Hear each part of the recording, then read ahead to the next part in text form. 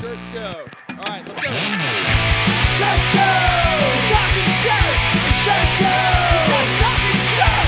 Shirt show. Talking shirt. Shirt show. Shirt, man. All right, episode 10 of Shirt Show. We're talking with Cam from the Print Life in Arizona. Let's go. Shirt show. Cam. There he is. What's up, dude? Hey, what's going on? Hey, what's happening? What's up, guys? Are we? We're not recording right now, are we? We are. Yeah, that's you how we get do it. You We get jump right in. fucking into it, man. Hang on, then. I'm gonna go grab a cold beer. I'm gonna get cold beer. Hang on. Okay. Well, that's a good idea. See, doing it right. I got a cold. No, it's not even cold. I got a room temp ice mountain That's Joanne spit that back in there. That's not new. backwash. Yeah. That's okay though. If she did it, anyone Dude, else? why are we not sponsored by Alright. Pure Leaf yet? Pieces of shit don't We even should give you be. time to prep, dude. Is it a Hey. Miller Lite? Because that's what I saw you drinking last time. That's Coors. Yeah, I've recently switched to Coors. All right. And what are you drinking there? Iced tea? Mm-hmm. Yeah. Pathetic. Yeah. So what's up, guys? How's everything been going? Pretty good, man. The last time I saw you, cheers. Yeah, the last time I saw you, I saw you in person. We were down at the ThreadX, and I was standing. I came to your shop, and I was there before you, and it was wide open. I couldn't. I was like, well, this is kind of weird. Like it's just open, and he's going to let us walk in. So I was like trying to figure it out, and then you pull up on your Harley. And I didn't recognize you. I'm all, who's this piece of shit loitering outside of my shop? No, I'm Almost got shot. Yeah, dude. That was a surprise. How did the ThreadX go this last year? Or the last one? I was at that one that we just talked about. So this year, and then Dylan was there in 19. The one I went to, I don't know. I liked it a lot. What do you guys get out? What do you guys get out of that thing, dude? Because I've tried to figure out why I would, haul my ass to one of these conventions or these shows. I'm not. So hang on a second. Haul your ass. It's like 20 minutes away. Yeah, that one. But like any of the other ones, like the Shirt Show one, or what's the one Marshall has going on? So Shirt Lab. Yeah, Shirt Lab. Shirt Lab. And then, you went to ISS. I saw you there in. Yeah, I did it one year, and I was like, "Well, this is cool." It was a good time, but I can't see going every year. So Yeah, that's what I'm wondering. ISS is different though, because ISS is more like manufacturers. Like you go there, you hang out with them, you see new stuff. The nice thing about the trade shows is that you can go and you can see the equipment and the people that make it and the experts on it. And you can ask them questions. Like if you have that press, you can be like, "Hey, like I've had issues with this. What's the best way to fix this or do this?" And they're right there. But like ThreadX stuff is literally like the people who go to those are the people who really care about like printing and they want to go like learn more from people that know more than them. Mm-hmm. So it's basically like just going and like melding of the minds, basically, of like listening to people talk. And then it's not necessarily the going and listening to people speak. It's you get stuff from that, but like afterwards you're having lunch, you're hanging out at night with all these people that have the same mindset as you. So that's really what it is just hanging out with people that are like-minded. Yeah, that makes sense. Yeah. I mean, I guess I've always just looked at it like, like when you go on a YouTube channel or some shit like that, and there's like motivational speakers and all this and that, and it's just like, well, really, what are we doing? But so the ThreadX and those kind of conventions, that's not what you're dealing with. It's industry specific. It's a little bit, but yeah, it's very industry specific. Like usually the speakers are people in the industry already. So I think there's two parts though to like Long Beach. There's the main floor where there's equipment and like you just said, Dylan, manufacturers and supplies and stuff like that. But then there's also the conference or whatever. like the seminars and stuff. Seminars, and you sign up. Those are different things. You can go to the ISS and then not go to any say the word. Yeah. Seminars. Seminars, baby. Yeah. I didn't go to any of them when I went. Yeah, because they cost money. And I was running around like a monkey trying to vlog the whole thing. That was a task, dude. That was a real task, but it was a good time. Yeah, I made it in like What 0.5 seconds of your vlog. Like I was. Yeah, you did. It was like, what's up? That's what you got. That was your airtime. Yeah. Thanks for that. Yeah, you're welcome, pal. But no, when I saw you last, it was pre-COVID, which was crazy, which wasn't even that long ago. Was it, dude? Was it before the COVID thing happened? So we were gearing up. So we were gearing up to do all of our live gigs. Like we had, I mean, we must have had 20 different shows scheduled throughout the year, like live screen printing gigs. And then that's why I could have sworn it happened after that, but maybe I'm smoking drugs. But yeah, dude, once COVID hit, that entire side of my business just fucking, it pretty much tanked. And it has, and even now, like I can't even see a future for live screen printing at this point. And I put all of my eggs in that basket. I had been pushing more and more custom work off. We were shrinking the shop down and we were going all live screen printing. And looking at it now, it's like, dude, what a mistake. What a huge, unforeseeable nightmare. You know what I mean?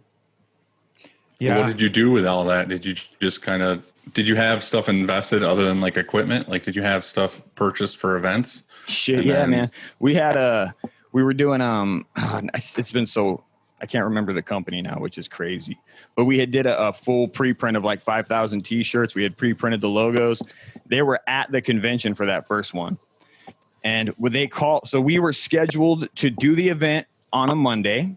It was Friday. We were gearing up to fly out Saturday. We would be printing Monday. 5,000 shirts are there. The flights are booked. The hotels are booked. Everything is booked. And that Friday, the convention calls and said, dude, the entire thing has been canceled. The whole show.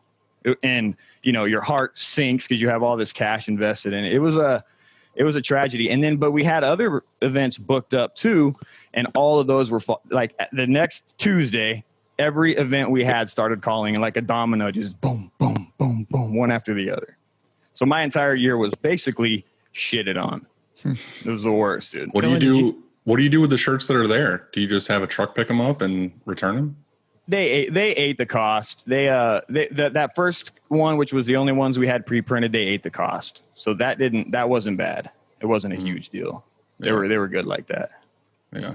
They said it was millions, like for all the vendors and everything, millions and millions lost. I can imagine. Everyone had to eat it, dude. It was bad. What's happened for you guys and your companies with all of this? Has it affected you at all? Well, we didn't do live screen printing. I know you do, Dylan, though. Did you have some? Yeah, we had events. We had events booked, but like we don't do it as like it's not really like a part of the business. It's just kind of like a thing we do on the side. Like a supplement. We don't really travel. Yeah. I mean, we travel, but it's like within New York. Like we don't go like fly anywhere or do anything like that. So yeah. I mean, yeah, we had a bunch of events that were really cool ones lined up, but they all, obviously are canceled. But yeah, we just put it on hold and whatever. But with the regular shop, like honestly, for us, like we're busy. Like things are totally fine. The only time it sucked was like the first like 2 to 4 weeks of when COVID happened, just because I feel like everybody was really confused. Nobody was buying anything just because they didn't know what the hell was happening. But once everybody got used to masks and what was going on, it was kind of like we went right back at it. And I don't know, we've been really busy. The only main thing that sucks is like ordering blanks and shipping. I feel like every time now I order shirts, it's a nightmare because I'm constantly picking alternatives, and then shipping takes extra days to get here. So that's honestly the only real hindrance that we've had. Who do you order from? Who's your main? Do you have a particular supplier you do? We use S&S a lot, and Broder, Alpha Broder are like our two main.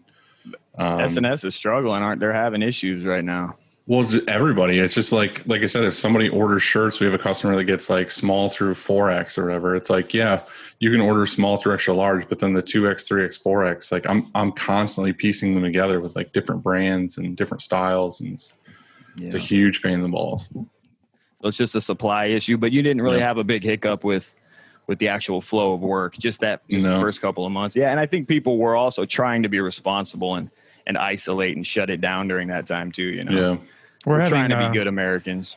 We're having supply issues on the printing supply side of things. Like we couldn't find. We use Street Fighter for our white, and there wasn't a 5 of Street Fighter anywhere, and so we ended up buying. It's nearly the same thing. We went with Wilflex Amazing. Yeah, but we found some in Kansas City, and we bought it all up. And then we found, and then Street Fighter came back in. We bought 10 gallons or something, but it came in different buckets. So I don't even know if it's real. This is an interesting question, man. So you choose, I don't even know, what is Street Fighter? Is that a brand or it's a line of ink from a manufacturer? Street Fighter is Street Fighter White from Rutland. From Rutland. Yeah. So you, with your experience, you prefer them over like Wilflex is amazing. Like you have found reasons to choose that white. We actually spent time, unlike Dylan, we spent time. No, actually, no, Dylan does do that. That's what it is. Yeah, that's right. So like Dylan. Don't drag me down. I'm sorry, man. Yeah, like Dylan. Come to my level, you fucks. Let's do this. We took, we tested like 5 different low bleed because so right now we use 2 whites. We use a low bleed and we use a poly. And that's it. It doesn't matter. Like if it's 100% cotton, we're still printing our low bleed on there. I know that people are going to probably tell me that's doing it wrong. But when you have too many choices in the back, then you're setting yourself up for problems and for errors. And so we used to have 5 whites because I thought that was the right thing to do. That was the absolute wrong thing to do. The wrong thing to do, man. Yeah, I think so. You know, I don't know, because we do just so many different things. And the low bleed ink it's kind of a new development, right? Where every manufacturer is offering some version of low bleed. But I think it's a godsend. Are there people that disagree with that for whatever reasons? I mean, I think people blame their white for other problems. You know, they're like, "Hey, my white isn't bright enough, and it's the ink's fault." When really it's screen tension. Normally, there's something else going on. You know, there's something else going on, and so what we found when we were testing our whites is exactly that. And so, the funny thing is when I found out that, Poly One owns a lot of the different inks and also private labels, it's almost the same shit. Oh yeah. No matter where whatever bucket you open up, a lot of it's the same, and then they have little nuances, I suppose. Yeah. But yeah, it's usually about, like Dylan said, screen tension, squeegee angle or pressure. Yeah. EOM. Well, that's why I'm always bringing up, like, people are always asking what the best white is, which was interesting where you're like, well, we use what's the name of it? What'd you call it? Street Fighter. Yeah. to me, what I have always said is just get the one that's the most easily accessible to your shop, because at the end of the day, it will provide the same thing. And priced Agree right or disagree? Too. Yeah. Yeah, I like that too. I don't want to have to wait. You mean like as far as your supplier goes, you don't want to have to wait for 4 days or whatever. Yeah, exactly. Like because there are always situations where you just need to pop down and grab a quart of something that you just didn't have for whatever reason, right? Mm-hmm. Yeah. And even especially with mixing systems, like the most important thing is just to have the quickest access to them, right? So I went with Wilflex by default, not knowing whether or not they were the best or the worst, and when I first started with it, but just because that was what my supplier carried.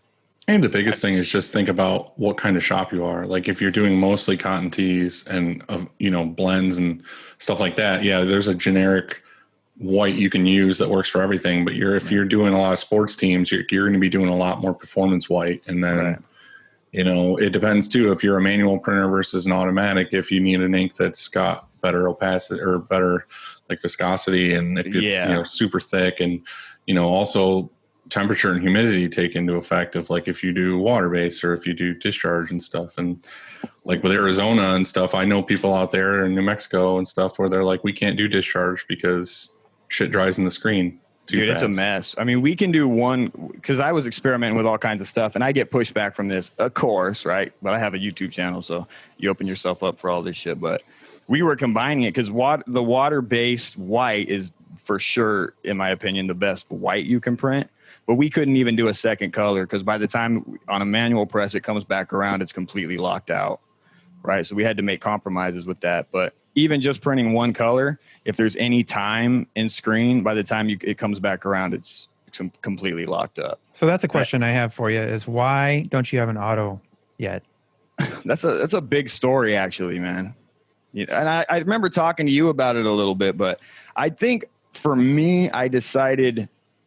There was a period of time where I was absolutely going to go the big shop route, but after doing this for long enough, I think I've realized that it's just not where I want to go as like a business person. I don't want to, like what you guys have to manage. I don't know how many people you got at your shops, but you're managing all these personalities and shit. And for me personally, that's not the answer. That's not the ticket that I'm looking for. So it really just comes down to what I want, That makes Right. sense, but you could run, you could have an auto and you could run by yourself an auto. Yeah. Instead You can of- run more. You can run more production by yourself. Yeah, and that also just comes down to where my marketing is, right? And you have to look at the picture as a whole. And I don't know that I want to divulge this, but let's do it.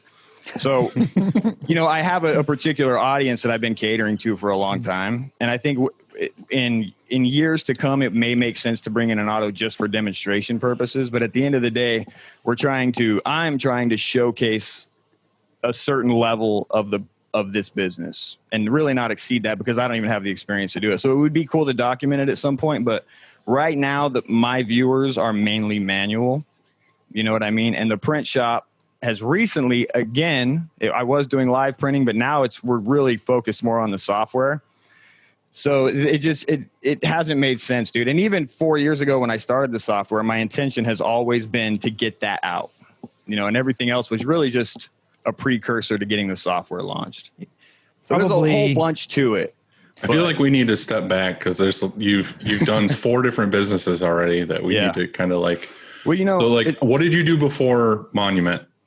I was a plumber. I was a commercial plumber and a designer. I started out by getting a job as a designer in a print shop. And then I decided I was going to start my own shop. And the wages I was getting then, they weren't good enough to start buying equipment. It was low wages. So I took the best paying job I could get, which was in plumbing. And you loved it. I took that job. No, it was a nightmare. I was a ditch digger, dude. I dug ditches for 2 years, and it was a nightmare job, but I took the job with the intention of financing a print shop. And at that time, what I wanted was what you guys kind of have now. A big shop, lots of people, lots of prestige, all that shit, right? So that was the initial goal. And there's a whole series of things that happened when I was building it, but where I found the biggest issues in running a print shop is the management of the customers and the jobs, right? That's where you almost always, for me, I got tied up there because I was trying to manage all that. And I tried all the different software platforms and it didn't work for me. So I just started building what I thought it should be, right? During the time that so I was building the shop. you were building that on your own for yourself, not for the masses, basically. Mm-hmm. And for your internal use, you were building this software, like a production management software, or invoicing too, I guess, maybe. Yeah, for sure. And I just, I wanted certain things. Like, you look at the way these systems currently run. And before we go into that, dude, building software, whoever does it on any kind of level, it is so difficult to do. You have no idea what you're getting into until you get into it. But when did you start? How long ago did you start building that? I think it's been 4 years now. Well, since I started the shop, when I was building mine for the shop, it was maybe 6 years. And then I ran it, the first version, for about 2 years, right? But on your own. Yeah, but that whole time when I built the first version, I was like, well, I'm not going to grow my shop because this shit still ain't doing what I want it to do. It's not managing things the way I want. So I would put off growing the shop because I was like dead set on having this software platform that would fix all the issues I was having, right? So I could put so much focus on the software that the shop just kept going on the back burner over and over. And it's kind of, even to this day, it's still kind of like that, to a large degree. But yeah, man, so I'm building it, spend a handful of years, I run it for a handful of years, and then I guess I had already started the YouTube channel just for shits and giggles. And what made you want to start doing that? Well, I saw there was a need for it, man. Like, as far as YouTube, no one was really doing it in a way that was even moderately entertaining at that time, especially for this industry. And so you could just see it. And I have a video production background as well. Dude, even in the 90s, I was filming and editing shit, so it just made sense. And I had learned about YouTube. I had started watching YouTube, and I just said, I could do this, so I'm going to do it. That's the way I do stuff, man. It's not premeditated. There's not some big thing. It's like, I just, if I think it sounds fun and I think I can do it, I'm going to give it a shot and see what happens with it. I'm probably the worst business person in the industry. I just fucking fly by the seat of my pants and, hope for a good turnout. That's the way I roll. Tell us more about how you really feel about all the YouTube stuff. Like, you started it innocently enough. You think everything's good. Like, is this everything been good? And what do you see plans for? YouTube is a waste of time for most people. It absolutely is, because like if you look at myself or Lee or Mikey or Jonathan, Ryanette, these people have put they are essentially able to do it themselves or put a team in place that can commit 40 hours a week to this thing, right? And even for me with YouTube, I basically, even then I was like, fuck the shop. I'm just going to film the shop, and that's going to be my full-time job from the moment I launched it for the most part. So if you are interested in doing YouTube, you have to have that level of commitment to gain any kind of traction. And if you can't commit that level of time to that platform, you can't catch on, right? You just can't. Until this podcasting thing. Now that there's this whole podcast thing happening, I think there's a caveat to that, because this doesn't take a whole lot of effort to create and make, and you can upload it, and there is a pretty strong audience for it, from what I can tell. You're saying podcasting on its own, or podcasting tied into YouTube? Yeah, I think podcasting is the almost the most useful form of content that you can upload to YouTube with the least amount of effort. It takes an hour plus a little time on the edit, right? Can't beat that. Bro, I would film all day, and I would be up from the time I stopped filming till 3 a.m. doing the edit to get it uploaded the next day. And I did that for the first 2 years. And during that time, I got maybe 1,000 subscribers. My first 2 years were brutal, but I loved it. That's how it is with anything, it seems, whether it's our shop here or our Instagram or this podcast or anything, you start in those early episodes or early months or years even. It's just like this slow out of the gate growth, and then it just picks up some momentum sometimes. But that's where you can tell who's going to stick in there too, right? Like it's tough. You can tell the people that are going to stick to it, because they're in YouTube, especially now, because it's so saturated. The only people that have a shot are the ones that are going to stick it out long term, because there's very rarely a short term payoff, but the long term, the 5-year term, can be hugely beneficial if you're willing to put that much time in, over the long haul. Just like you said, with any business. So what people have to decide is if that is a important at the core of whatever they're trying to do, how important the YouTube side is to what they're trying to do, I think. Yeah, this you're right. It is. So Dylan and I used to just talk on the weekends or whatever on the phone, and it was. Oh, are you guys old school friends from back in the day? Quite a while. Yeah, but that we met on, I guess it was probably Instagram. But we were before the podcast, we were already talking, and it's like, oh, well, maybe we could record this. Speaking of which, he came on the podcast. I was badgering you, and your ass kept rescheduling on me. I was highly offended. Made me so angry. Yeah, no, I'm just kidding. Sorry, sounds about right. Yeah. You were busy. At that time, you were like knee deep in everything, huh? Things were changing rapidly for you at that time. Yeah, that's probably my fault. I think whenever I'm too busy, it's whenever I'm too busy, it's my fault. Like if I don't want to complain to people, because if I'm like, oh, I got in the shop at whatever, and I left, it was dark, or then isn't that my fault? Because most of the time anyway, because maybe that's an issue of why didn't we hire right? Or why didn't I delegate this responsibility? Or it's my fault that after all of that, I'm still stuck doing these emails. Why is that? And so usually it's my fault. If I'm here too many hours, it's I'm gonna blame myself. But that's $1 million question though. Why is it, why did I pigeonhole myself into this particular task, and I can't find a way to dig myself out of it? Yeah. That's the question, right? That's the business question of the century. Because it seems like the people that do the absolute best are the ones that find their way out of that situation. Because dude, I see your shit, and maybe that's just for show, like on the social media, but it seems like you are like on press, you're installing shit, you're repairing shit. This is all on you. No, like they call me in for that shot, right? Okay. They're just like, hey, Andy. I feel like that shit never ends though. Like if you're a true owner of your business and you're involved and you're like trying to grow things, like you're the one doing the shit that, like if somebody calls in sick for me, and I know Andy's kind of the same way, like you're usually the one that has to fill in. Yeah. You don't like just point fingers and be like, that you're doing that today. It's just kind of like, no, it's on you to fix and do. Especially in like service-based businesses, right? Mm-hmm. Anything where it's a service. Hey man, is my screen cutting in? How can you tell? Can you guys see me when I'm talking? You look great. Okay. You're good. one handsome son bitch. Yeah, man. I do think that service-based businesses in particular have so many things. That's why, like, when I look at your guys' shops, like it's a impressive feat, even just to get to that point, because it's difficult. Correct me if I'm wrong. Going from where my shop is now and where most shops are when they start to where you're at now, the transition in between is the hardest. It's so difficult, right? And there's numerous reasons why it is. I feel like it's just making that initial leap to take a risk to be like, okay, basically it's going from manual to auto, really, or going from home-based shop to renting a space or buying a space. Like those are the big leaps that kind of like make it different. Yeah. So like if you can initially take that leap and be like, all right, I want to get an auto, like you just went to another level as far as like what you can accomplish as a business, not necessarily like you're a better business now. It's just like if you got an auto, you could do more jobs per day.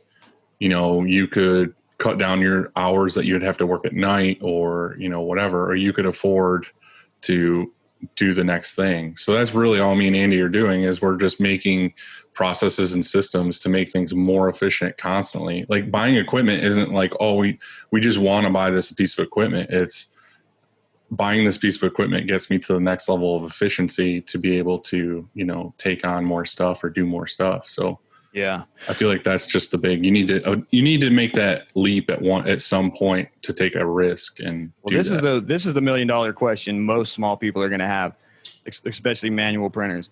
Would you, if you guys were to go back and maybe you did it this way, single guy printing out of his garage, he's looking to make the next step. Do you hire a single employee or do you bring in an automatic first? These are your two choices. Which choice would you make first? Dylan, you go first. I feel like you could easily go, I didn't do that. So I know now that I've been doing this a long time, I know that I personally am not a printer. Like Andy was a printer. Andy did all of his own printing in the beginning. See, I didn't do that. I've always been at the desk. Like I've always done sales, and I learned about printing enough to hire some guy to teach him how to print, to have him print, because I know personally I'm better at this than I would be if I was just out there all day. Like I feel like I can accomplish more as a business and at marketing and branding and talking to customers than I would if I was just like in the shop and never talked to anybody. Yeah. So I feel like for me personally, what we did is we basically hired an employee to print, and then we got to the point where we needed to hire someone else. And then we ended up at one point had like 3 manuals going and different dryers. And then we did the model of, okay, let's work our asses off until we can't possibly manage this anymore. And then we bought an auto. But now doing this for so long, I feel like if I was in Andy's shoes, which is basically kind of what you did, right, was you manually printed until you said, fuck, my wrist hurt because I have sensitive hands. You got baby hands, baby soft hands. Go dig ditches getting for 2 years. It'll never go. Your hands are made out of iron after that. So I feel like if I was the printer, I would have done it the other route. I would have got a 6 or an 8 color auto, and then I would have just been able to work longer, and get more shit done. You know what I mean? So I think how we scaled was we were out of the garage. And the first thing I did was hire an assistant, not somebody to run the press and I do other stuff, but just an assistant, whether it's catching at my first dryer was 2411. And it was like the greatest thing in the world because I had been flash carrying shirts dry before that. And so I got this 2411 and it was just 3, this dryer how they built it was they just put 3 flashes in a row.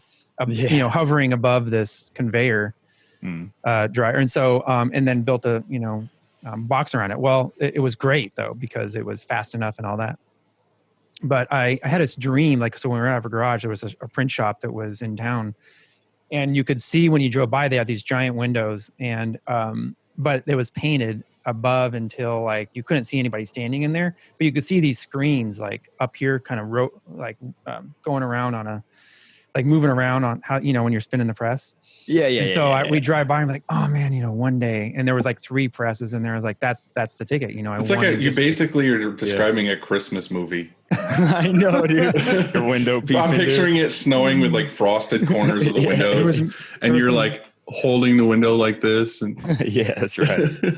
They had Rudolph playing, Right. That was train inside moving that was around. That was your Red Ryder BB gun. Yeah. That was what you were asking for Christmas. You wrote a letter to Santa. That's all you're saying. And then an auto showed up. Like, because when you're fighting for just survival, in our garage with this, like we would make some money, and I'd be like, I'd have some money. I'm like, so instead of going and buying a big screen TV or something, I'd go buy, because we were just washing out screens on our outside literally.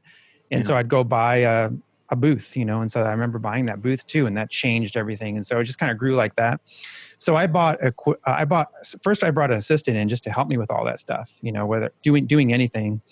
And it was weird though, because I didn't know how that was going to work. I think we touched on this one other time about you're coming to our house, Oh yeah, you have to find still somebody, in the garage. Yeah, so you have to find somebody that's down to just come to your house and be in your garage and all that kind of thing. But there are people out there, they'll do it. So, but you're way further along than that. Maybe you don't have an auto and all these employees, but you have, you've been doing this long enough where you've got a shop.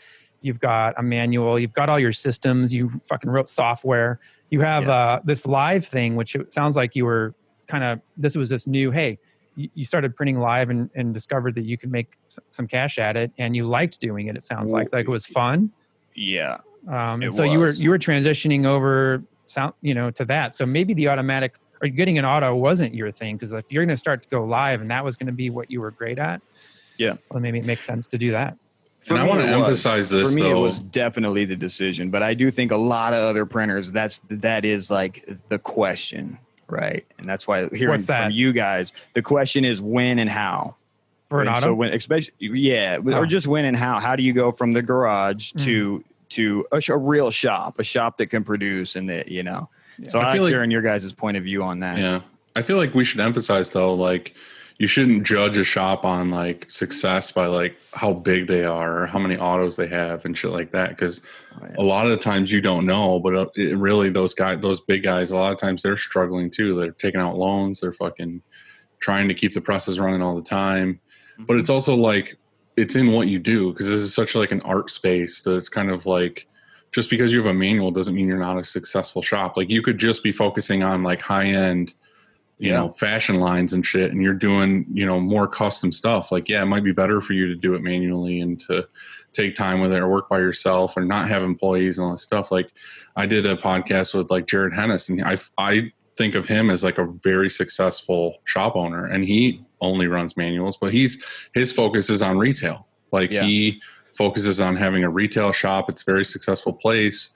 And in my eyes, he's a successful screen printer. Oh yeah. Because of the fact that he's using that model. Like, so I don't think that shops should have that mindset of like, the only way for me to grow and scale and do this is to get an auto and get in debt and get like 20 employees. It's like, no, dude, do it at your own pace. Like literally for us, it's just like every year we think about it. Okay, this year I'm going to get this piece of equipment so that this guy doesn't have to clean screens all day long. That's like my thing right now is getting an auto reclaim, is just because I want a better, work environment and quality of life for that guy. So this year I'm like, okay, I can afford X amount of dollars every year. And it's like, all right, this year I'm going to do this. Next year I plan to do this. So like, I already have plans of what I want to do next year. I just don't want to get in debt ever. So I kind of do everything that I can afford every year without getting a loan or going crazy. And if I do get a loan, I know I can pay it off in a year. Like I don't get a loan and I'm like, I have to pay this off in 10 years. It's like, I don't want to do that. I don't want to be tied to that for 10 years. But that probably also means at the end of the year or coming into that third quarter, where you stand profit wise and what you're going to pay out. So you're trying to limit that as well, right? I just know that at the end of the year, I already know, well, usually by the beginning of the year, I always know like, all right, next year, this is the money I want to spend. And then my accountant knows, okay, I'm going to, use that against your taxes or whatever for the next year. But I don't just have a lump at the end of the year. I'm like, this is how I get out of spending taxes. But is your job, is your business consistent enough to where you can kind of predict what's going to happen the following year based on what previous years did? That's awesome. Yeah, that's beautiful. Yeah, we've had major ups and downs. When I started printing manually, that what you were saying earlier, that was all I did was basically brands. And I marketed my entire website. Everything was after streetwear brands, right? And when I was doing it alone, it was actually an extremely good business. When I was dealing with the customers, doing the art and doing the printing, it worked out well, right? It wasn't like I was making 6 figures, but I was clearing, $50,000 a year as an individual, just printing out of this little shithole right here. But when you start bringing people in is where the struggle starts to happen. Because that little bit of money that you did have, now you're kind of chopping it into sections for your other guys that are pretending to do shit, but they're not really doing shit. So that was where I think I got stuck, because we had 2 manuals and we were running. I think we got up to 2. We got up to 5 guys. We had a screen reclaimer and then 2 guys on each press, essentially, kind of treating it like a semi-auto. And I could not make that work, dude. I just simply couldn't make it work. And it was probably my fault with training or leadership skills or something like that. But hindsight's 2020. I think if I were to do it again, I would have just, the second I was planning on hiring someone, I would have just used that money to buy an automatic.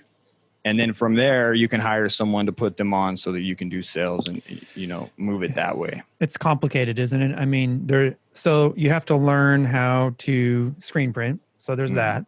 Then you have to learn how to do accounting, run a business. There's that. Then you have to learn how to deal with customers, provide excellent customer service, the Amazon effect. Everything's got to be fast and perfect. And then you have to learn how to manage people. And I would put that as probably the hardest. Dude, I like what you just brought up there with the Amazon effect, because I have some questions for you boys as screen printers, because I get this asked all the time, especially on the YouTube channel. And even when I was doing the podcast, what is your view of digital and where it's going? And to preface that, this is my belief, and you can 100% push against this, but the way I see it going is the consumers are giving less and less shits about the quality of stuff, the Amazon effect, and what they really care about is next day or second day turnaround, right? Which is going to, my beliefs, eventually affect especially the direct to consumer or the business to business market. Maybe you disagree. What do you guys think? What's your opinion on it? In my opinion, it's the market. It depends on the customer. Like, a lot of time, the people who would, in my eyes, the people who would order shirts. So say if Amazon merch takes off, and which, whatever, a lot, and it's like the custom ink stuff. Like, nobody who's an artist or a streetwear brand or all this other stuff, they're not going to Amazon or custom ink to get their shirts made. Mm-hmm. Those are the people that go there are the people who want, like, family reunion shirts, or they need shirts for a bachelor party or whatever. It's the people who are just like, I just need a fucking shirt for this thing, and I don't care what it looks like. It's for like a weekend. I just want to do my part and say that I like bought shirts for this family reunion. They don't care about the quality. They don't care about this and that. So to me, that's not my business. That's not what I want to get into. Mm-hmm. That's not my thing. So I feel like we're very into like the quality of the print and stuff like that. It just depends on what market you're trying to do. So if you're trying to get into that, like, for me, the digital comes into like the fulfillment side. Like, if you really want to get into fulfillment, you can crank out orders really fast with digital, because if somebody orders a shirt tonight for this one guy, in the morning, all you got to do is throw it on DTG, hit print, done. You don't have to do 24 or 50 or whatever. Yep. You're just doing per piece. That's where that comes into play for me. But again, I like to stick with printing as much as possible. The way things are going now, though, is the hybrid stuff. That's why like M&R and these other companies are really trying to get into digital, is because they want to do hybrid. So they want these companies to, and you got to start somewhere. So like right now, people look at digital squeegee and stuff, and they're like, oh, it's not obtainable because it's X amount of dollars. There's no way I can ever get this. But it has to start somewhere. Like eventually, the price is going to come down to where like the general guy can get it, but they got to start now with whatever. So basically what that's doing is it's cutting out all the costs of mixing a ton of inks and somebody wants to do a picture of your face on it. Yeah. You can do it hybrid. You just have to make an underbase and then they're going to digitally print the top. So you're getting rid of extra workers. You're getting rid of extra screens. You're getting rid of mixing all these inks. It's just a big time saver. So we've talked about this a couple times on the podcast, but for me, it's a tool. It's not taking the place of anything. It's just like, how do we cater to this customer better and more efficiently? That's why I feel like everything with this industry is just efficiency. Yeah. And it's like you buy a piece of equipment because it's going to make you more efficient, not necessarily. You don't want to look at it as like, how can I save more money? How can I get an extra pennies on things? It's like, how can I just make this more efficient to get this job done better and a good quality, but effectively. So that's where I stand anyway. But I think I agree with a lot of what you just said, but screen printing's always got its place because, we just ran Friday, we ran 600 shirts for a race and it's one color print, white ink. Yeah, that's never going to go away. And it's front and back. Yeah. And how do you compete with screen printing digitally if you've got a 600 shirt order with white ink? You just can't. I don't think digital can even on multicolors at volume, right?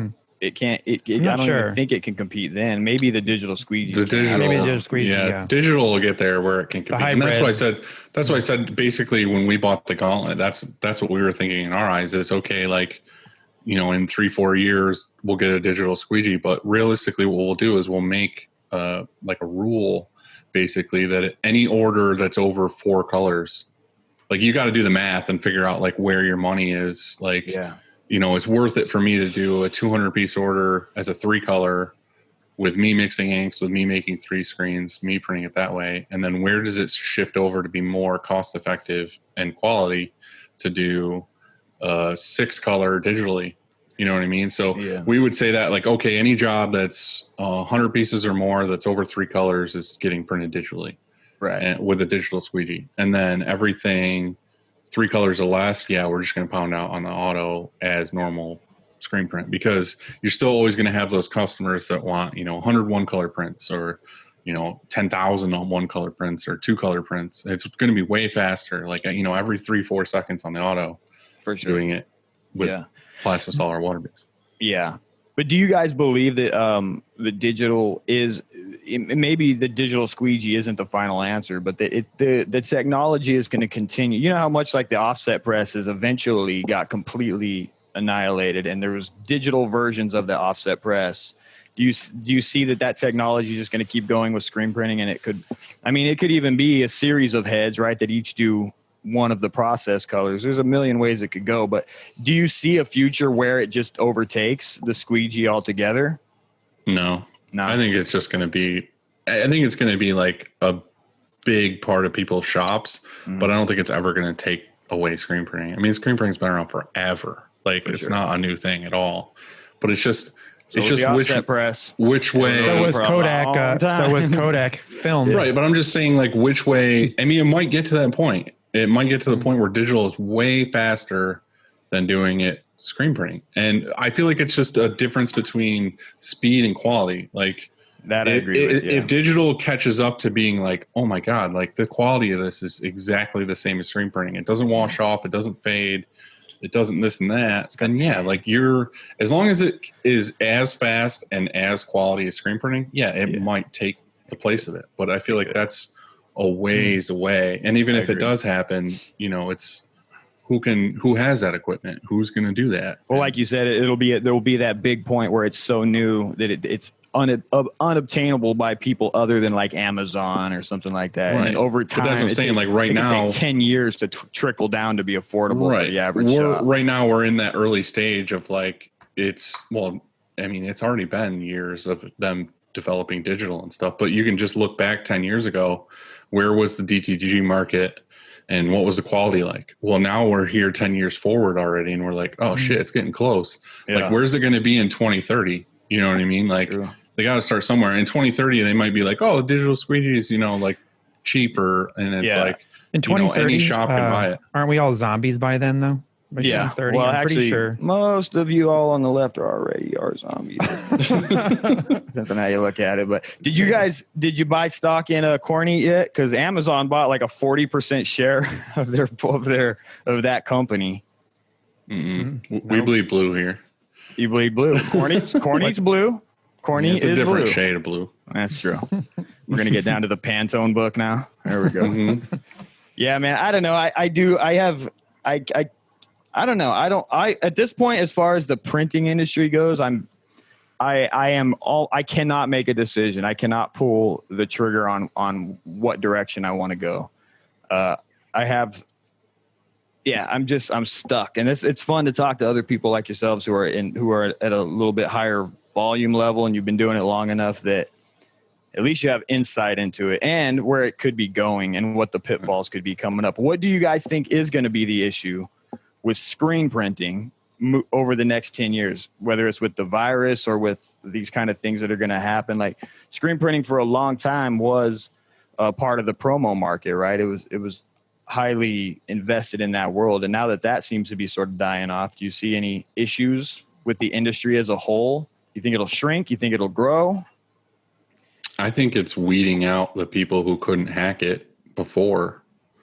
You know what I mean? There was a lot of people who were just trying to undercut and, do everything else. And now those people can't afford to stay open. But I think it'll all come back. And I feel like it's going to come back really hard. Like, as soon as they come out with a vaccine, well, if the vaccine doesn't turn everybody into zombies and it's all over with. Well, it'll definitely microchip you at the very least. Right. That will be the microchip injection.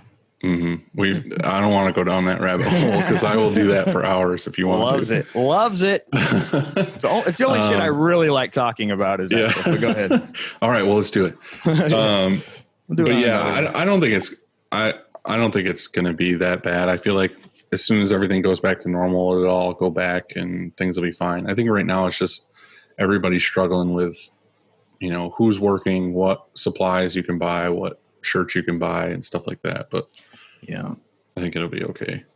I don't want to rag on you or anything, but I think that the biggest thing you need to do is you need to just pick something.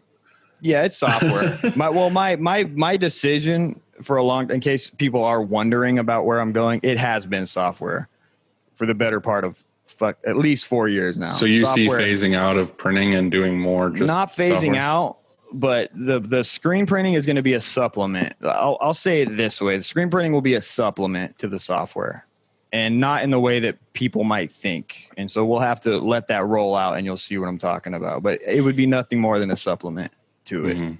And it would be more associated with the software than... How's the software going?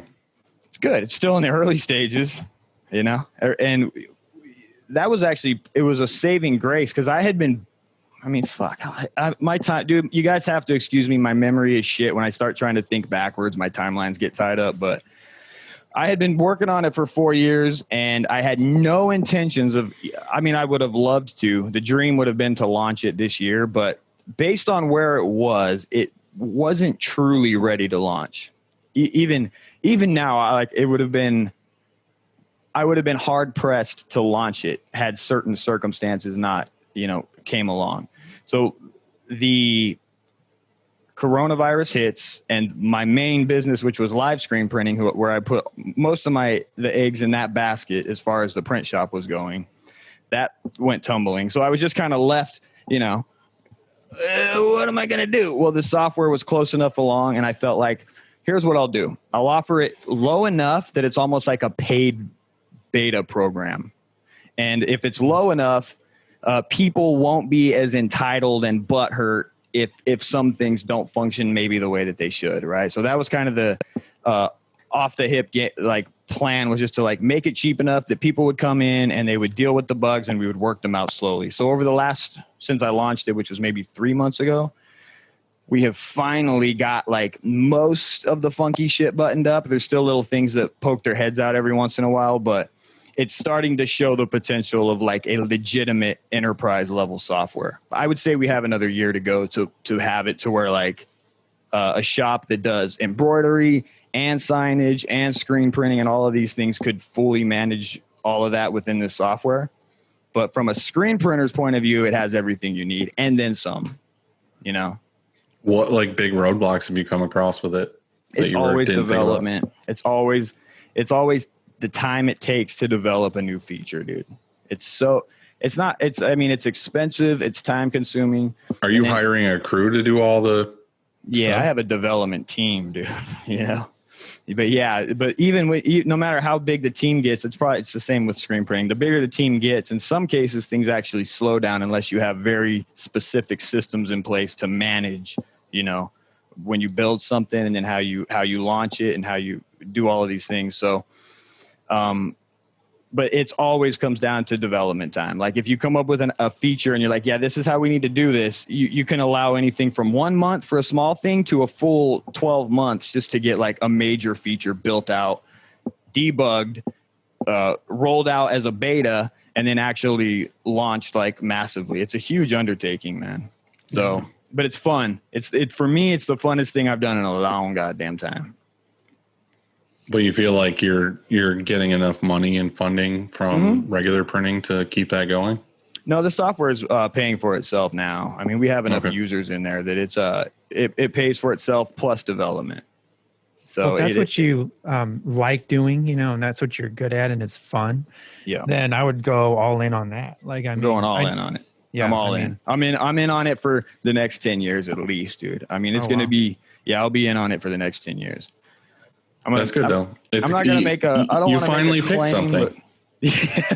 Well, all right, Dylan. Hit me up in 5 years and we'll see if I've still picked this thing. But nah, dude, I'm in on this one. And I think I've talked about this on many podcasts and even in videos. Like, and this is not defending myself because don't do that. But this is for other people that are listening. Like a lot of the times, even if your first business happens to be screen printing or you're a designer, the timeline doesn't really matter. What you're doing is testing things out to find where your passion actually is. And some people get lucky and the first business they enter is the business that it makes the most sense to them and they're ready to go all in on this one thing, right? But others, you're going to try 3 or 4 different ones and they may all fail. And some of them may actually do well, but you find that you can't stand it. Like I had certain areas of the business I don't like with screen printing, but there's certain things I really love about it. But there are certain aspects of it that I was not a fan of. And because of that, I was like, well, we got to do something different. You know what I mean? So there's no shame in your game, no matter which way you go. But hey, fuck you, Dylan. I picked something, bitch. You know what I'm saying? Good. I'm fucking happy for you, okay? And you're welcome. Yeah. See, that's the thing is like, I don't really give a shit like what anybody does as long as they're doing something that they're passionate about. Like what I don't like is when people start businesses and they're just like, I'm going to do this and I'm just going to get rich. Like I need to find a way to get rich. And it's like, dude, you need to start a business that you're fully like passionate about and what you love about, because people realize quick that you're not working 9 to 5 with a business. Like you're thinking about it all day, every day. You're working late. You're trying to get things going. It's what you're passionate about. And like, you know, I've been doing this for, you know, in this industry for like 14 years. And it's like, I'm still fucking learning shit, thinking about stuff, working late, taking extra hours just to like learn and figure stuff out. And it's like, you need to be okay with that. You need to know that if you're going to do a business, you're going to do that forever. Like, that's what it is. I think I think it's great that I think it's better to make a decision, go bold, and then you know learn from that, or you know to execute anyway, to end up at your goal. Just to make a decision, go bold, go all in, and do it. Yeah. Even if or that's better than not making the decision and just planning and saying, oh, what should I do still or whatever. At least do something. Go in a direction, because just what you said. Exactly kind of what you did. So you made a decision, you're going to have the screen printing shop, and you went bold and you did it, pivoted to YouTube, pivoted to this software all of a sudden. And you never would have developed software for screen printing, or nor could you have if you didn't know. If you didn't print. Yeah. So you and even more importantly, I couldn't have identified the real issues with current systems on the market had I not been printing and seeing the shortcomings that I was dealing with and wanted to solve those problems. You know what I mean? Yeah. And that happens I think with most people, even in screen printing, even if you stay in it, you will find certain markets that work and you'll dabble in other markets that you cannot get a foothold in, right? Like no matter what you do, you just can't penetrate that market. So you may let that one go, but you'll go all in on a different market. And then maybe you come back to that market a few years later and try it again. But yeah, that's the life cycle of business, I think. But also, and maybe this is something, it would be cool to know where you guys stand on this. So as a business owner myself, one of the things I discovered not very early on, but probably 2 years into the print shop was that I'm not the guy that likes to manage teams. You know what I mean? So for me, having a bunch of people around is not my thing. I prefer a small group, 4 to 5 people. You can talk shit to each other, but you can be in one small office. That's what I prefer. I don't like big teams. I think my personal skill set as a business person, and let's be very clear, bad business person, but is I would say somewhere between marketing and, maybe art or creative vision a little bit, but mainly like creative marketing. What are your guys's? What's your skill set? Like if you had to pick one within this business. Well, like I said, for me, it's talking to the customers and doing the marketing. Like that's always been my strong suit. Is I can talk to people. Like I can talk to people all day long. I like being very straightforward and truthful with people, like a customer. So I feel like that's what a lot of people gravitate toward a store. I'm not the cheesy car salesman. Like a lot of times we'll get people like the best for me is basically like tax season when people get their money back from taxes. You immediately get that flow of people that are like, I want to start a clothing line. Oh yeah. And it's like, I immediately know, like I've been broke. Like when I grew up, I didn't like have a ton of money. So I knew like these people are getting an influx of money. And it's like, I feel so bad taking it from them when I know their clothing line's going to fucking tank. Like 9 times out of 10, it doesn't work out. Like, yeah. And some people go hard. They're like, hey, I got $5,000 back in taxes. I'm going to spend $4,998 of it on a clothing line. And a lot of time I'm like, hey, like maybe let's dial it back and do like 2 designs that you feel really strongly about. Let's test the waters. Like, let's do like maybe $1,000, like figure it out. And then to me, that grows business because a lot of these customers are like, oh shit, this dude like set me straight and like helped me figure this out. And it wasn't just like, oh shit, they have a $5,000 budget. Let's like take it all. And then we're never going to hear from them ever again. Yeah. So I'd rather see them succeed with those 2 designs. Trust with people. Right. Right. Yeah, like I said, if they sell those 2 designs and come back and they're like, oh shit, we sold these, like they might actually be able to like grow a company. Yeah. But if they like bury themselves in the beginning, they're never going to be able to get out of it. Yeah. So that to me is my skill set. There's another one I want to throw in there because I do think that I'm good at finding issues. Like I'm good at like going, oh, this doesn't work, so this is what we could do to fix it. Like even on shoestring budgets, like even within the print shop, like I would get innovative with the way we did things, even if we didn't have a budget to like buy the best piece of equipment to fix it.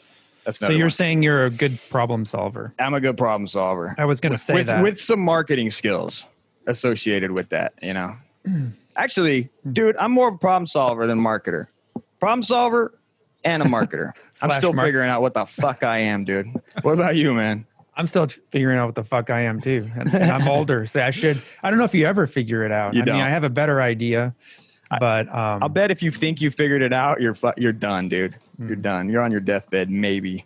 I'm always working on myself and the shop and everything. There's always something, but yeah, I would just say that I like solving problems because there seems like there always is, and so you kind of get good at that. So every day, you just never know like what you might walk into here. You may think, oh, tomorrow this is what's gonna happen.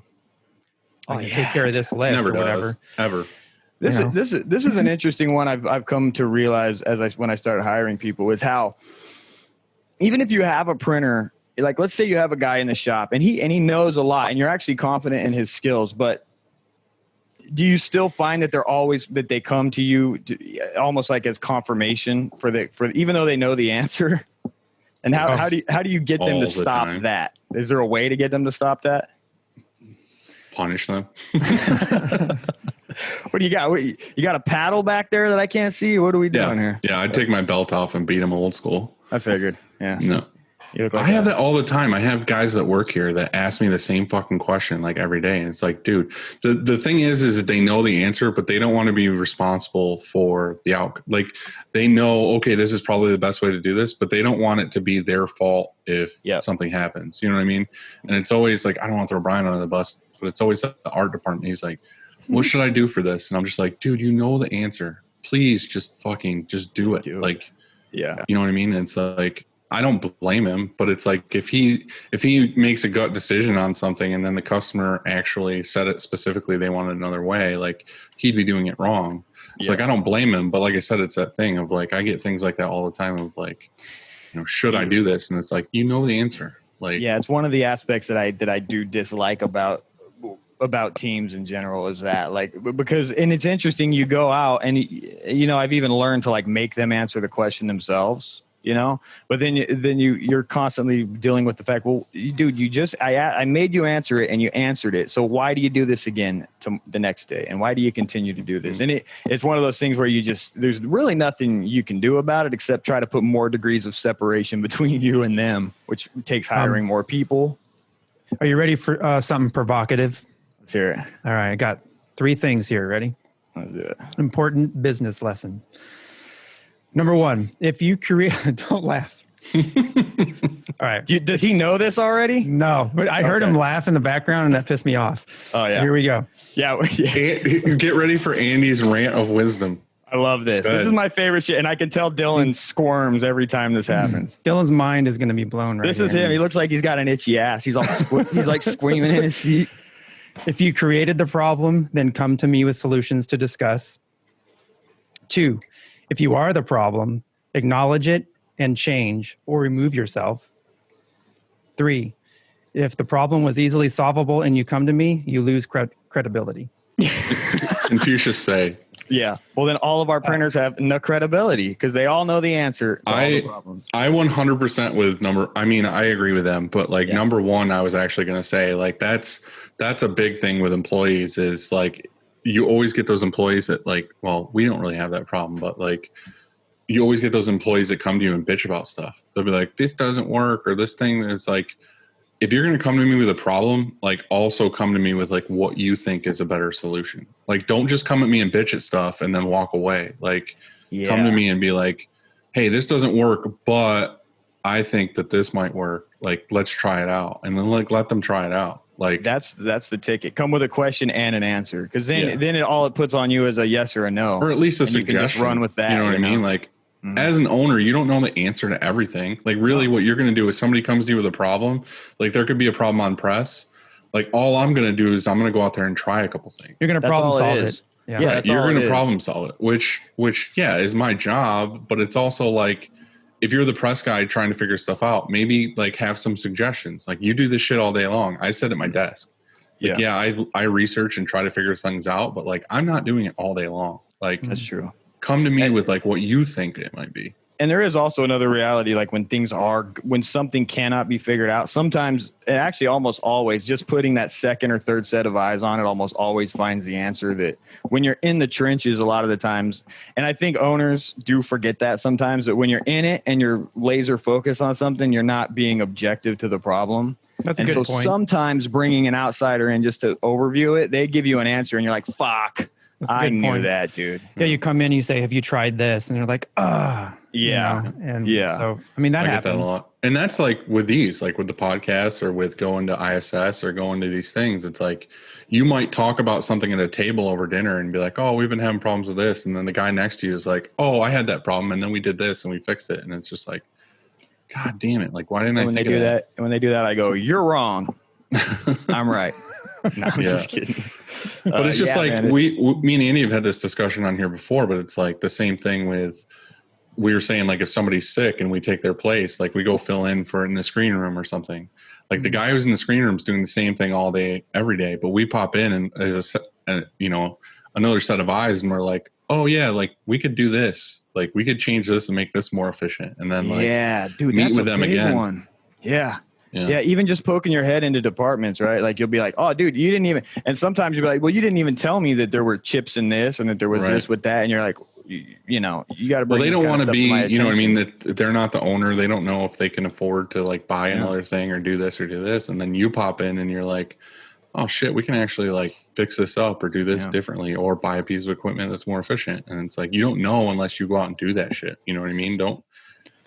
I have a That's lot true. of people though that are motivated and they go beyond expectations, and I do too. They do take care of, you know, if they do recognize that, hey, it'd be more efficient if we did this or if we did that.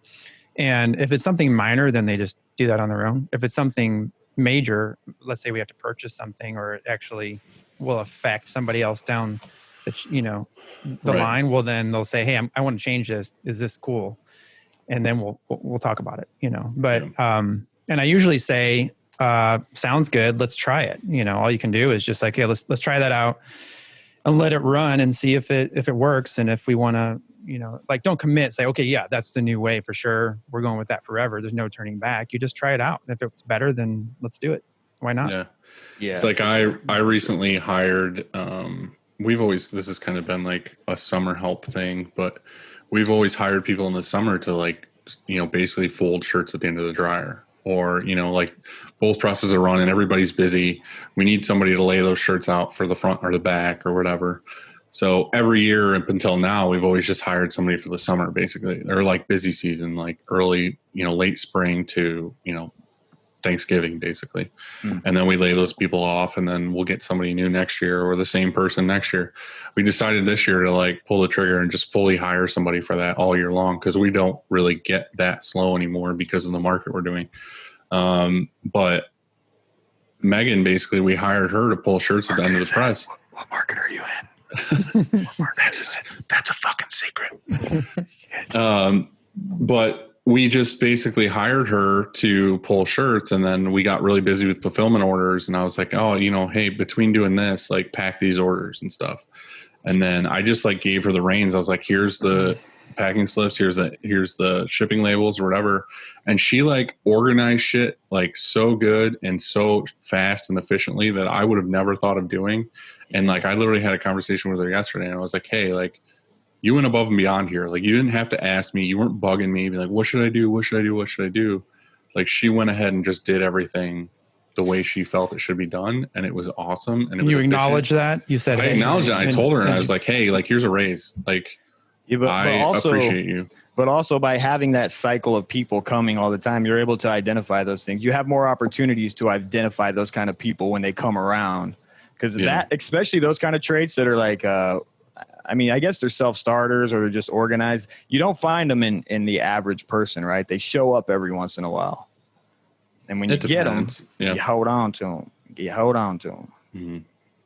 Yeah, man. What do you guys, have you been in any positions within your business where you thought you might like actually lose it? Has there ever been a point in time where things got so bad that you were actually like nervous for what the future might hold?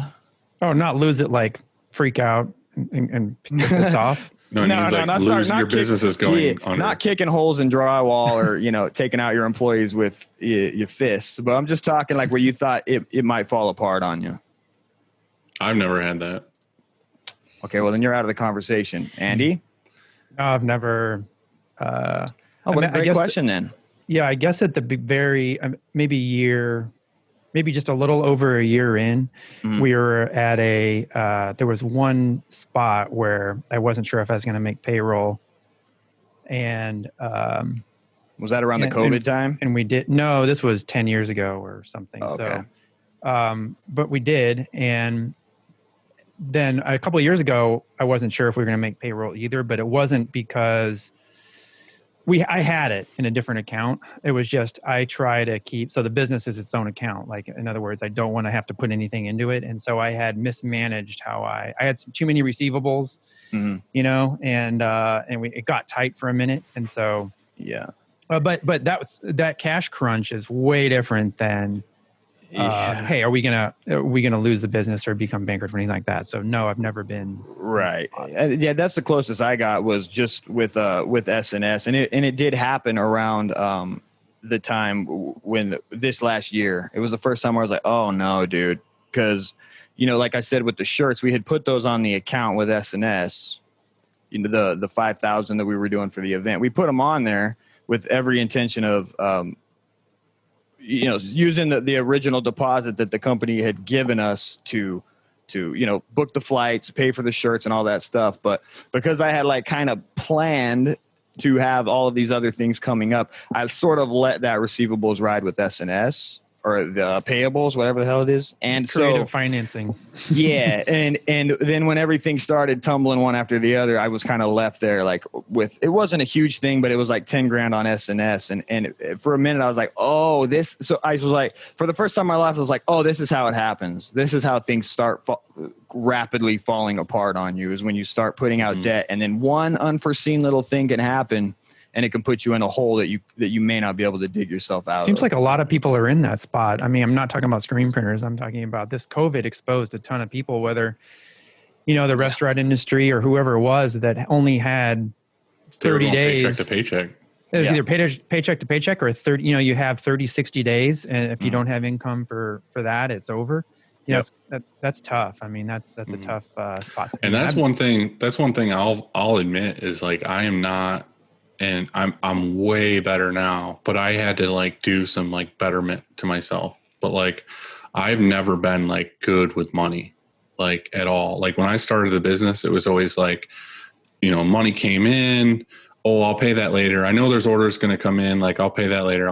Yeah. Like I never like really screwed myself with that. But like for the first, good chunk of years, I would say even like 7 years, honestly, I was doing that. I was like ordering, I would get orders all week long. I would let the invoices stack up, and then I would order, a couple days beforehand, and I would be like, oh, well, I want to buy this, but, I'll take that money out, and then a couple orders I'll pay, and then I'll have money for this other thing. It's like, dude, that's not a fucking good way to do it. Like it's scary when it happens. And I did that for a really long time. And then I got to the point where I was like, I cannot do this anymore. And I started reading on like financing and like best ways to do things, the best practices, and like, you get into profit first and all these other things. And like, I never went the full profit first way, but honestly, reading that book and listening to him really got me in the mode of just pay for everything up front.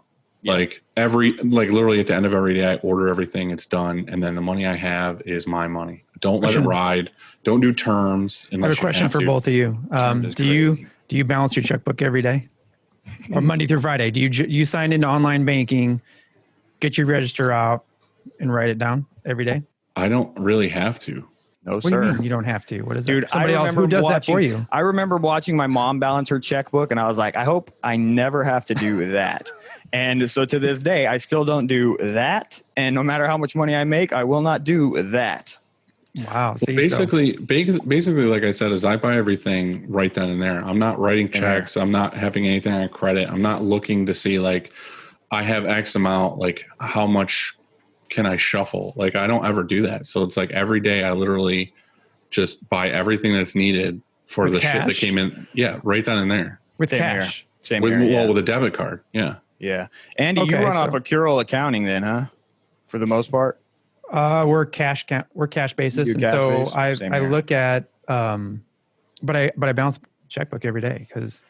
Well, that is smart, right? So like, because sometimes like, even if you use a debit card, you still have to treat it as a check because that payment may not clear for 2 days, which means your balance isn't accurate. So you're basically saying you keep on top of your actual balance.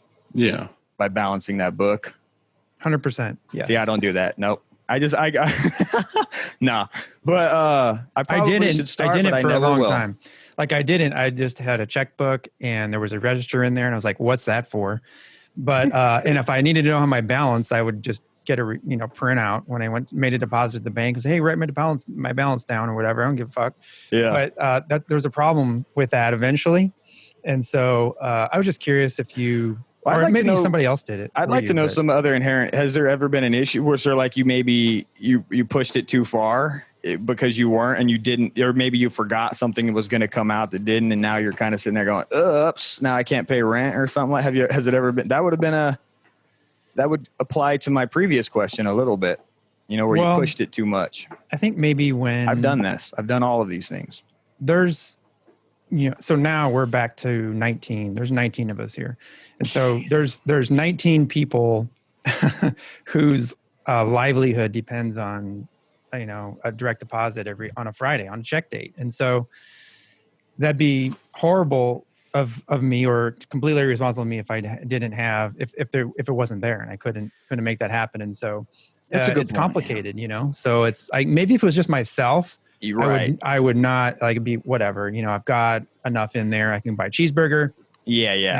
And whatever. Yes. Smaller shops don't deal with payroll like that. So it is almost like I would even take for granted the fact that you're covering that you have to have the checking balance for 19 salaries. So does Dylan. Yeah. I mean, how many Dylan's, aren't you up there in workers? I am a little bit different from Andy as far as like how I feel my workers are, but yeah, I have 8 now, and we're trying to get 10 at the moment. Yeah. But yeah, see, I take all that part for granted. I mean, I remember it when I had the guys around, but at that, I feel like I got more irresponsible as I started kind of pushing things. So as surprising as it is, for the majority of my early part in this business, I was like, dude, I never bought anything. I didn't buy cars. I didn't buy bikes. I was super hesitant to buy equipment because I just always wanted to have as much cash at all times as I could possibly have, right? Because I always think the world is falling down around us. That's like that is my like go-to state, is the world is crashing. But then like the last 2 years is where I really started pushing it, and went through, I guess, what you did in the early 7 years of business, where I ran too thin and everything kind of piled up around me. Yeah. Like we were fine. A We were okay. Like there was never a point where I was like, oh my God, like I don't have money for this. But it was just like, I was sick of doing it that way.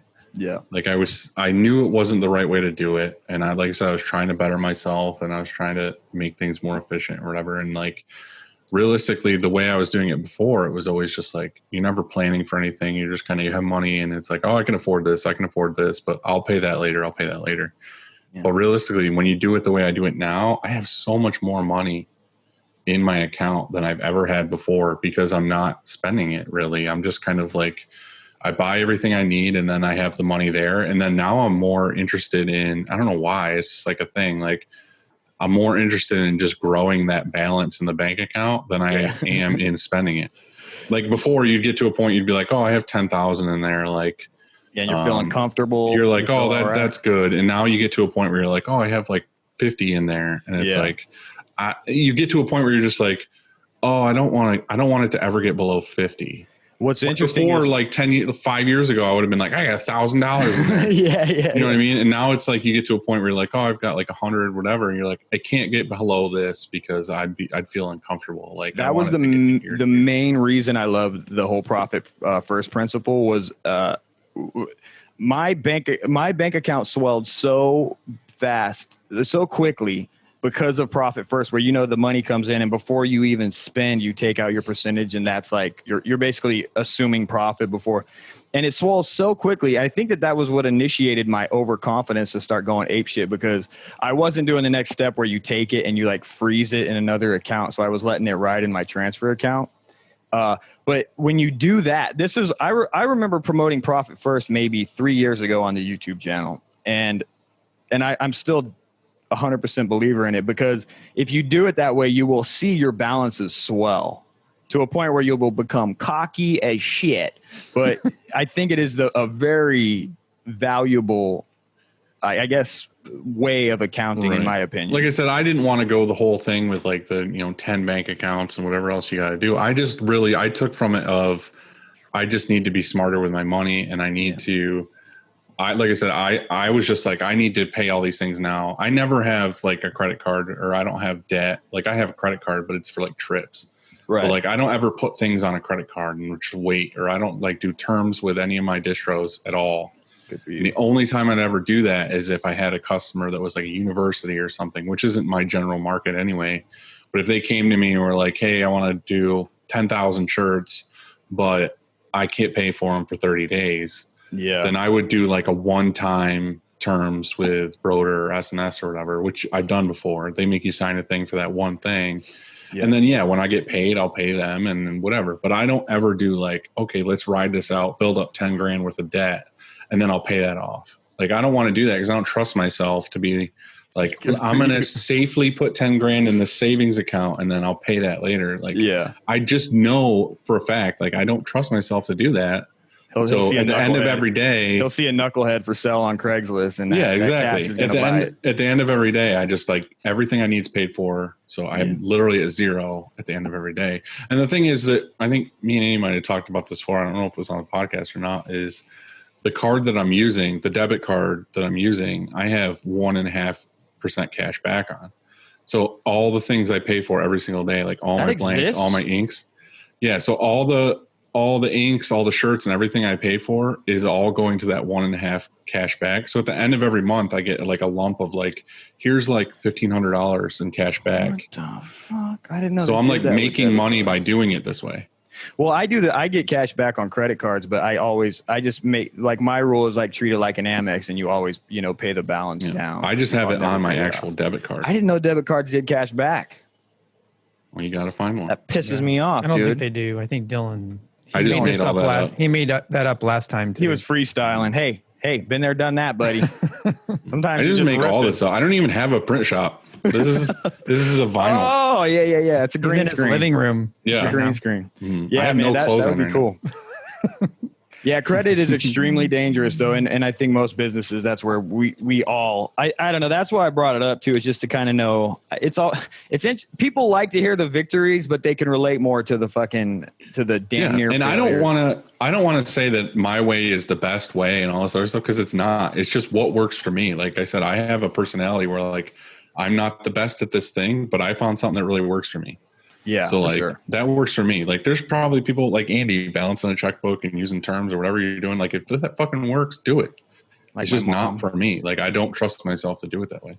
Yeah. It is good practice. It sounds like Andy's probably the most responsible of the three. Do you have families? Do both of you? Mm-hmm. You have kids and the whole thing? Mm-hmm. Oh man, what a responsibility, huh? How about you? No. I mean, I have a girlfriend and I have dogs. I have 2 dogs.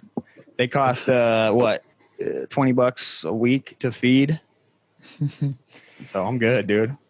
Yeah, I'm in a lucky position where I can be hyper selfish right now, which I think that's another reason why I can try and dabble in so many things, right? Like if I had a family, even the YouTube channel probably wouldn't have worked out. Because when you account for the fact that I was shooting all day and editing all night, if I had a family that I had to go home to, I don't know how I would have made that work. I think this is the perfect time for the Inksoft sponsored question. How about you, Dylan? Yeah, it's good. Was that cheesy? Yeah. I hated it. I really hated it. I'm so angry right now. And an interview. They're sponsoring. Right. Wait, real quick. Before you do the thing, is this, I don't know, because do you guys, you have separate podcasts, but you tag team both of them? Is that what we're doing? No, he has a podcast, and then there's this podcast. I don't have one. 2 totally separate ones. But do you guest on his? I'm looking really guilty of not watching your shit right now. My bad. No, I've rescheduled on him too a bunch of times. Oh, like an asshole. Yeah, Dylan. Hey, I had Dylan on mine, and he hasn't asked me on his yet. So, dude, I have a list a mile long. Let's cut him out. Let's cut him out of this show, and me and you, Andy, we're gonna rock and roll. All right. Well, here's the question, and I will not talk shit about Inksoft. Okay, yeah. Well, good. If you had $1,000 cash and your bike, where would you go? And what would you do? I mean, I would ride the coast, man. Because I've only rode the PCH one time, and it was on a sports bike, and 20 miles in, my asshole was on fire. Now I got this cruiser. If I had $1,000 and I could just cruise, I would cruise the coast like into Canada, and then swing back down and go through all of the national parks and that. I can tell you, even on a cruiser, at a certain point, your asshole still hurts. Dude, you're sitting there going, "What is the deal?" Well, I got a Saddleman seat now, baby. This thing is. I do too. I do too, but it still hurts. But I also have no ass. Like I I have what you call top legs, where it's just the yeah. top trunks of your legs and there's no cheeks. Like I literally have to over tighten my belt because my pants will fall off. You look like you're standing against a wall or something. Yeah, I have. You ever seen the picture of Hank Hill ass from? That's my ass. So it's inverted. Yeah, it's just basically little like fat nubs in between your legs. That's what my ass cheek looks like. Well, I'm thin, dude, but I got ass for days, so I can handle it. I think. I But got nothing. It's just straight hole. Just legs and hole. Where did we? How did we get here? Yeah, man, that's what I would do. What would you guys do? Have you already asked this and answered this for yourselves? No. This is just a question just for you. Sponsored by Inksoft. Yeah. Mm-hmm. What would you do, Dylan? Well, $1,000 is fucking chump change. So I know. So we should change that to 10,000. I go to the ice $1 cream million. $1,000 1,000 keeps it limited, man. That makes it to where it has to be experience based. Well, if you yeah, there you go. See, perfect. If you used $1,000 in gas, then yeah, you could go a long way. Okay, $1,000 gas card. That means you're definitely camping. I would ride out to see my best buddy Andy and hang out. That's sweet. Yeah. See, you're welcome. Boring. Okay, Andy, what would you do? Well, I would have to go on Craigslist and buy a motorcycle with part of that 1,000. Yeah. And then I'd go nowhere. That's it. Because it's a real piece of shit. So you got a junky bike. Yeah, baby. That was the first bike I ever had. It was a wrecked speed triple. It was a what do you call it? Where it's wrecked. Fuck. Anyway, yeah. That was the first bike I got, and it was under $1,000. It's like totaled or whatever. What is totaled? it? Yeah. Is it Is it not refurbished? The title. Anyway, I don't know. I know what you're talking about, but I can't think of the name either. Well, that was a good question, man. I have questions here for you guys too. All right, fire away. Yeah, this is a big one, I think, because I'd like to know where your guys' plans are moving forward. How long have we been going? Wow, hour and 28 minutes.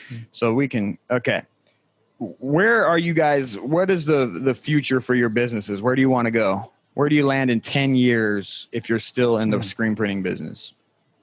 Andy, you go first. Whoa.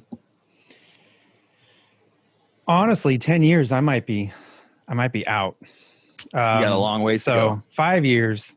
I can talk that probably. Fair enough. Maybe. I don't know. That's tough too. Right now, I'm trying to make it through 2020.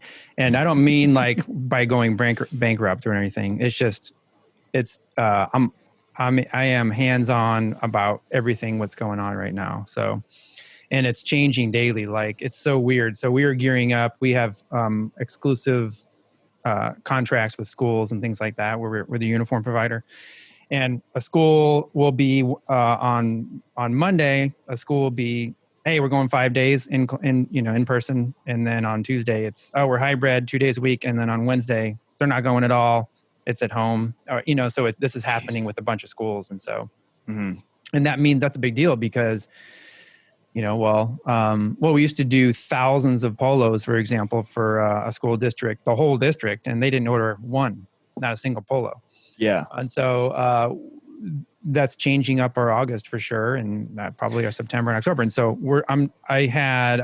somebody came back and started on Monday, who kind of just got their feet wet again because they hadn't been here for a while since March, and so they're going to shift over to biz dev, and so they're going to be really good at that because they're familiar with screen printing and everything else, and they're also very outgoing and everything. I've never had that really kind of thing before. You said business dev? Yep. We're going to go and we're going to approach people like we haven't before. Yeah. Dylan does this. Dylan does this, a lot of that actually. I wanted to talk to you guys about that too in a sec before we bounce, because I think that's an important thing to talk about. But so do you find that just right now it's difficult to predict what's happening because maybe the industry is changing a little bit? For us, only because this time of year anyway, a chunk of our business was school related. And so since schools were happening or weren't, like we have a license for a university too, for example, and they're happening or aren't they? It's getting ready to change. And so we're sort of, and what were our plans for August and September, that kind of stuff hinges on that. Do they go back to school or not? And so other shops, they're event based, or maybe they're like Dylan, maybe they do shirts for comics or something that have merch programs that are still functioning really well. And so I think we're getting ready to, I guess what I should say is that we're probably getting ready to pivot a little bit from our standard second half of the year. Yeah. And so I'm going to be focused on that. And that's all right now. And so yeah. Can you see a day where you're able to let can you see a day where you can build the business to let it exist in spite of you? Can you see an out in that, in that? Do you mean owning the business still and just not being here every day, or selling the business and walking away? Yeah, either one. I made a point maybe 5 years ago to make sure that I could be gone. At that point anyway, I was like, I want to be able to be gone a week and have it be fine without me. And so I had to make a bunch of changes, and I did, as far as like who are key holders, who's openers, who's a closer, what happens if shit goes down, and who do you go to, and then when do they call me if it escalates. So I did that 5 years ago and made sure I could be gone a week, and then I changed it to 2 weeks. And I don't know, a few years ago, and I can be gone for 2 weeks. And then this January, I was actually gone for 3 weeks in Palm Springs. I got stuck out in the desert. Oh, nice. On purpose. Yeah, you did. and it all worked. And so I can probably be gone a month, I'd say, at this point. But it's pretty cool. I can run payroll from an app on my phone. Yeah. Crazy. I don't know. That would be sick to build a business to the point where you can check in a couple times a week, but overall you can kind of be out, living that. I think most entrepreneurs, that is kind of the goal at some point, to be able to live a little freer from the business, right? I think, but we're a mom and pop, we're a small business. And as a small business, it's like, I mean, I don't know. I think you've got to be there, if you want it to be a certain way. At some point you could probably build and I don't know. It certainly needs a lot of attention still from me. I couldn't not be here, but that person, that operator is out there that could replace you. They got to be there. They got to be. They'd probably have to be part owners or something. I'm sure it's really motivate them. It is my fault 100% that I work here every single day. I could probably I get stuck in operations when I shouldn't. I almost have read this whole book on kind of suggestions on maybe how not to do that what book so is much, it? But or what? 7 Habits of Highly Effective People. Thank you. That's a good one. That's a good one. I'm only to habit. I read that when I was 20. The Hobbit series, really nice. I'm only to habit. What about you, Dylan? 5 or something. Where do you see it going, man? Honestly, I don't want to sound cheesy, but like I'm at where I want to be at. Like I finally got the equipment I wanted. I got the staff I want.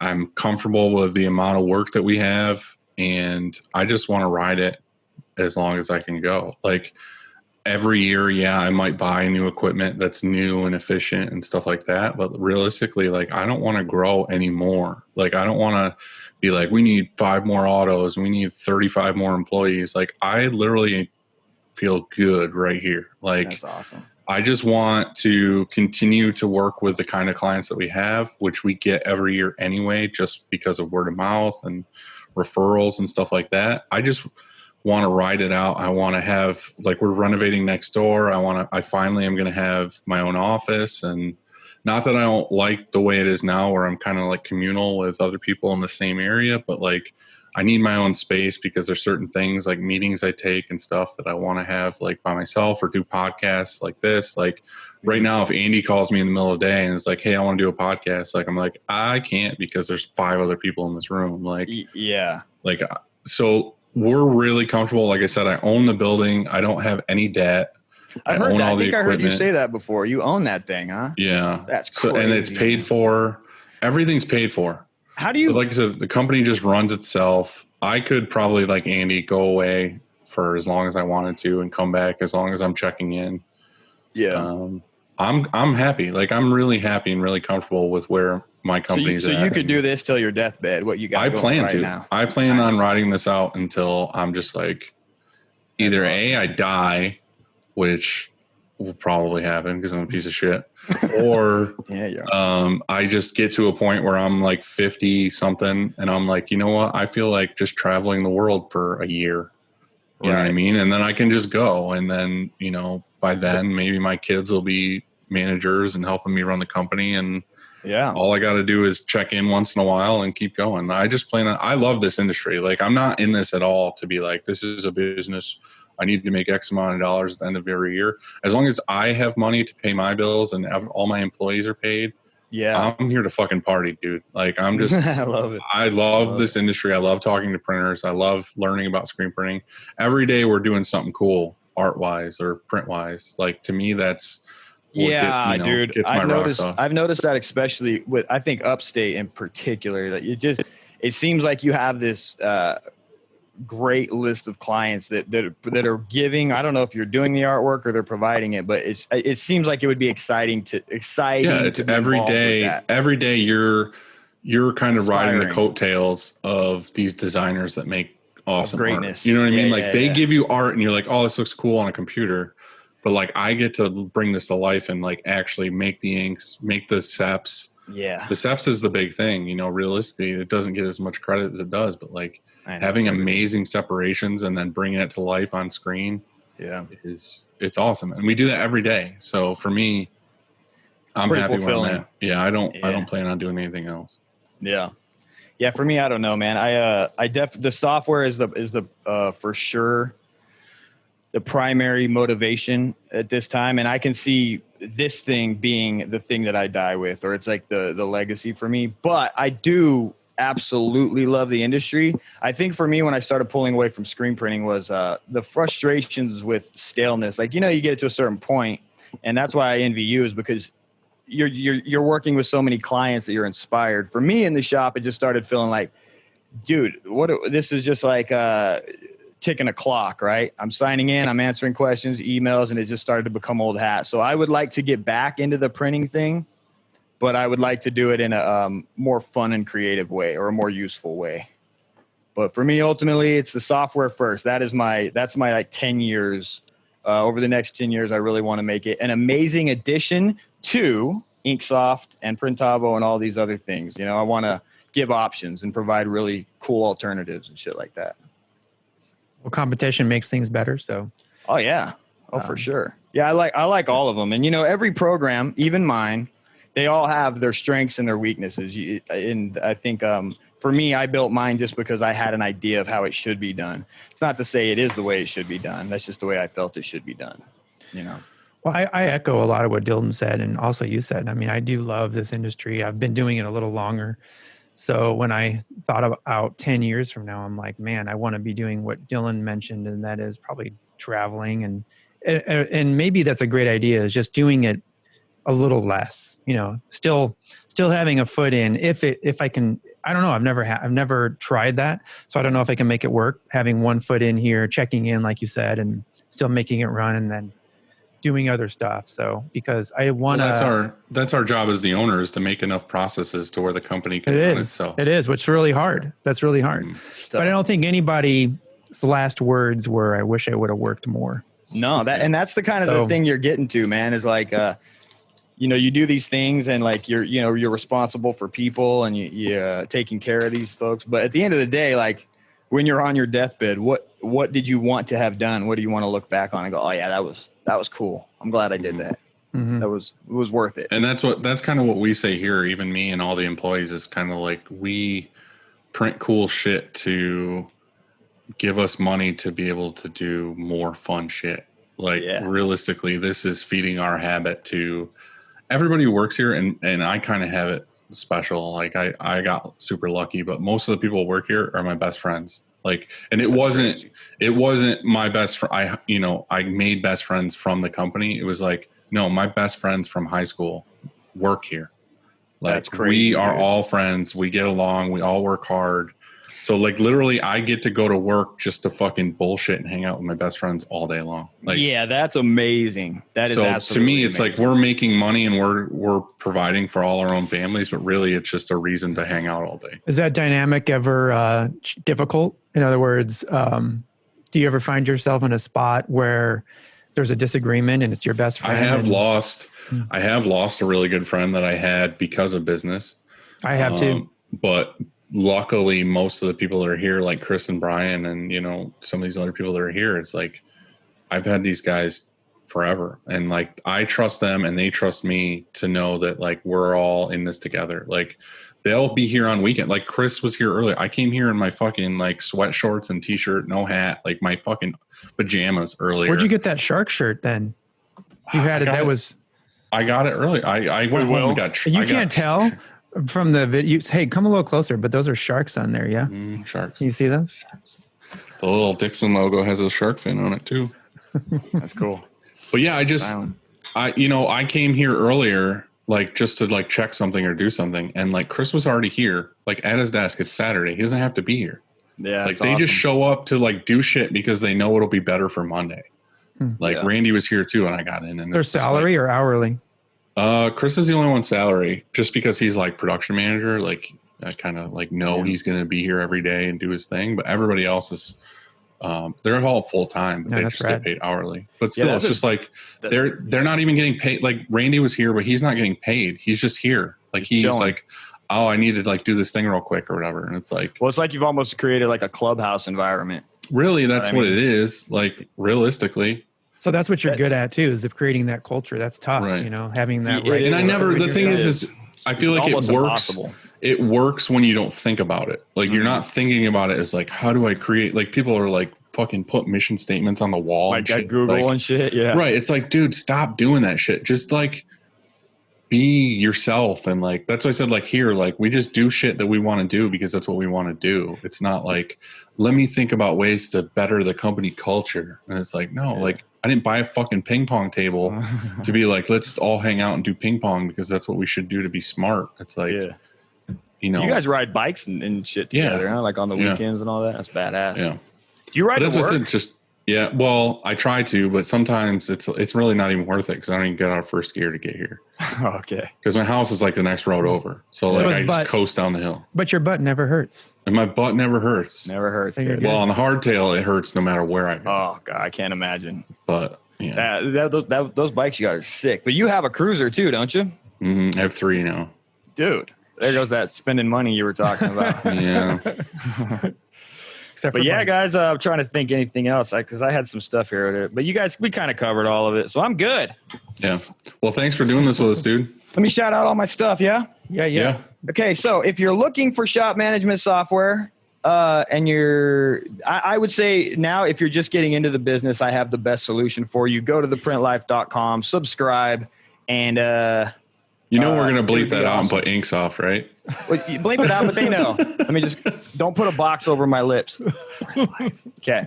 Also follow me on the Print Life on YouTube, and you can follow me at Cam Earven on Instagram. Thank you so much for having me, guys. Hey, thanks, dude. We appreciate it. Can we just end this and that's it? Yeah, that's it. Good talking to you again. Stops. Yeah. And then we delete it and we never post it. Yeah. Or it comes out 2 months later. Dude, remember with mine, we had like a whole production process. It's like, okay, here's how it's going to go. It was a whole other thing. This is way better. We just want to chat. Yeah, this is no like formal anything. Better. Well, right on, boys. You guys are the best, man. Thank you so much. Hey, thanks, man. We'll see you later. Subscribe to the Print Life software. Bye. See ya. How do I leave this shit now?